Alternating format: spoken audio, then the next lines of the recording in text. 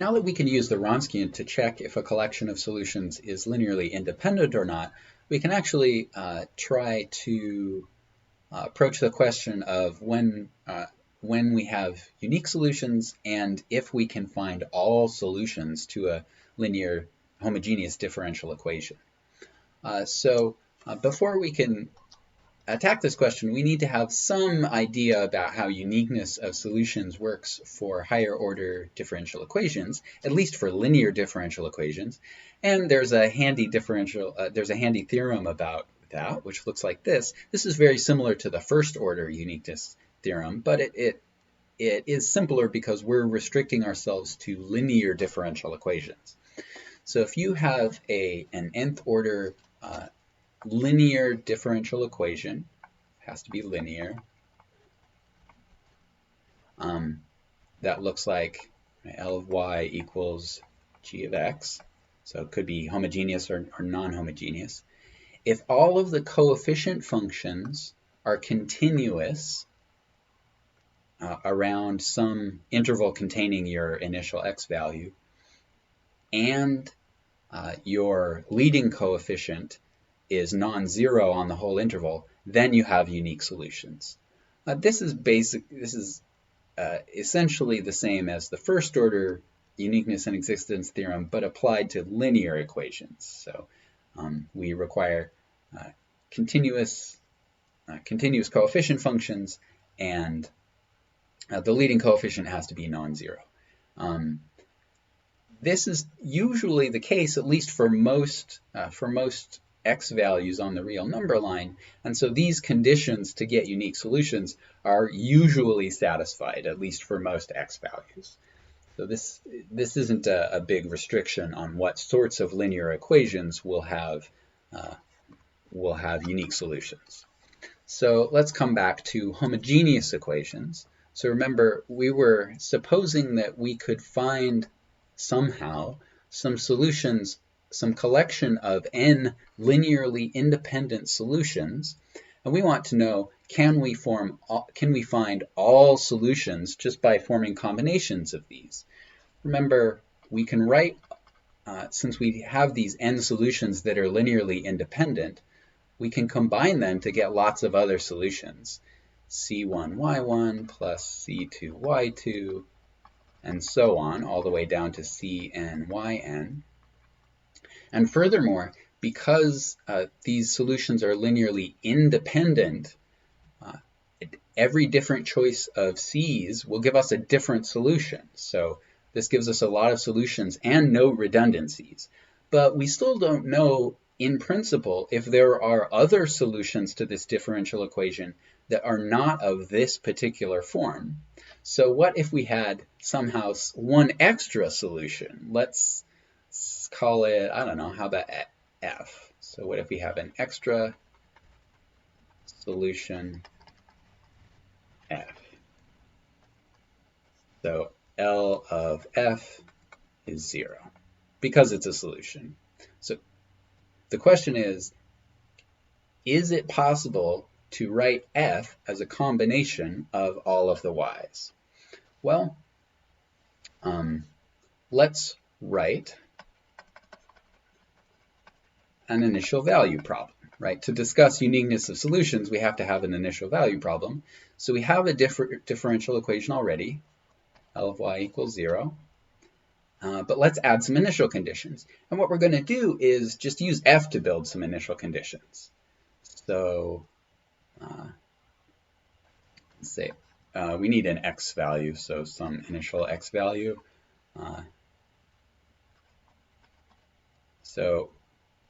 If we plug our initial x value into the function, that's going to be the initial value for our initial value problem. So how are we going to choose our initial value for the derivative? Well, how about just taking the derivative of f and putting our initial x value into it? And then just do the same thing for all of the other initial values. Just use that derivative of f to produce an initial value, like this. Okay, so now we have Now we have a differential equation and some initial conditions.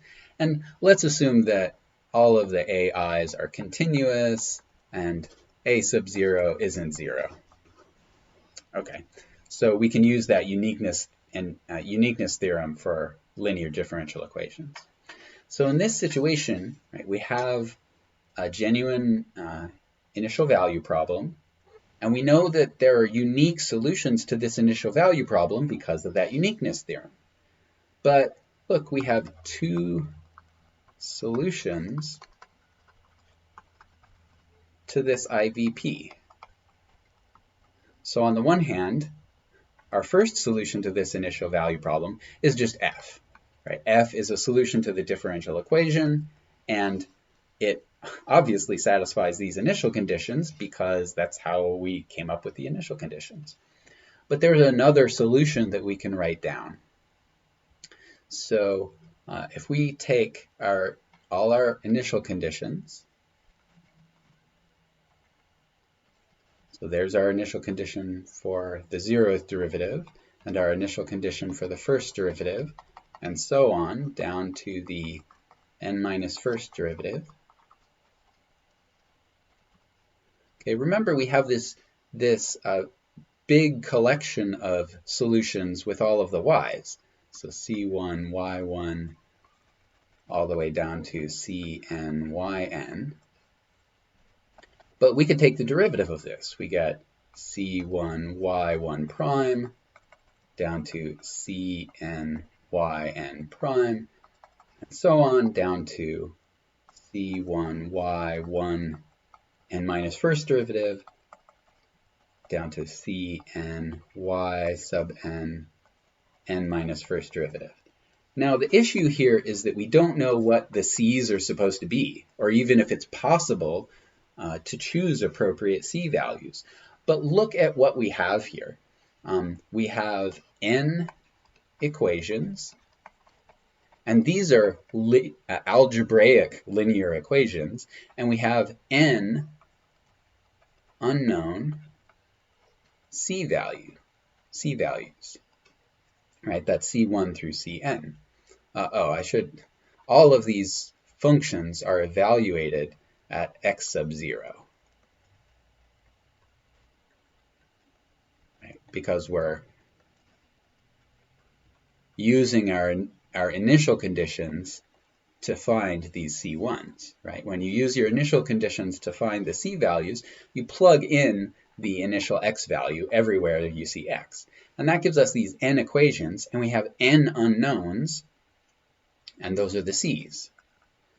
So when you have n linear algebraic equations and n unknowns, usually there's a solution. But when is there a solution? When is there sure to be a unique solution? Well, you get a unique solution when the determinant of the coefficient on the unknowns is non-zero. So this is a fact from linear algebra that I'm not going to prove. But what are the coefficients on the unknowns? Well, for this equation, it's the c's that are the unknowns. So what are the coefficients? Well, there's y sub 1 of x0 up to y sub n of x0 down to y sub 1 with the n minus first derivative at x sub 0 over to y sub n with an n minus first derivative at x sub 0. But look, the left-hand side here is just the Wronskian.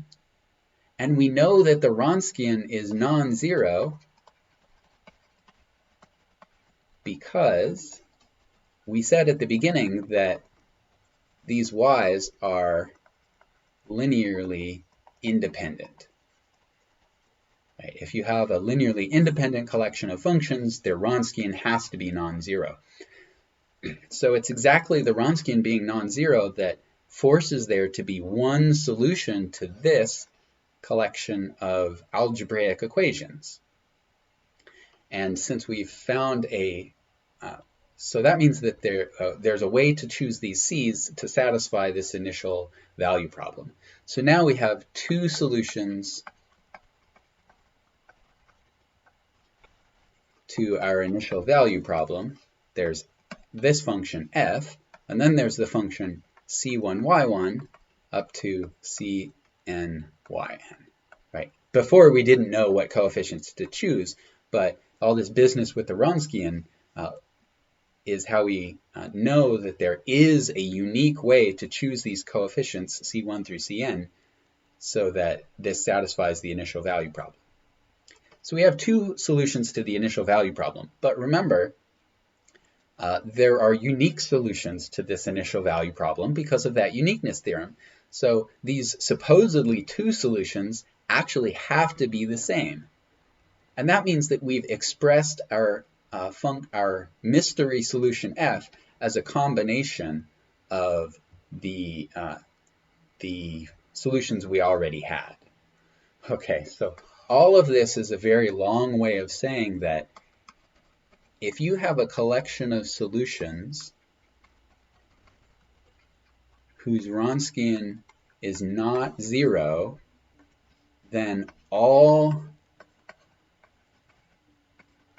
solutions to your differential equation, homogeneous linear differential equation, are of the form c1y1 plus so on up to cnyn. Okay, so what this is telling us is, as long as we can use that uniqueness theorem, if we can find, this should be an n, if we can find n linearly independent solutions, then we can find all solutions, because every solution is just a combination of those n. And that's a pretty big triumph for a higher order equation, because we don't have any other tools for saying anything about uniqueness of solutions, right?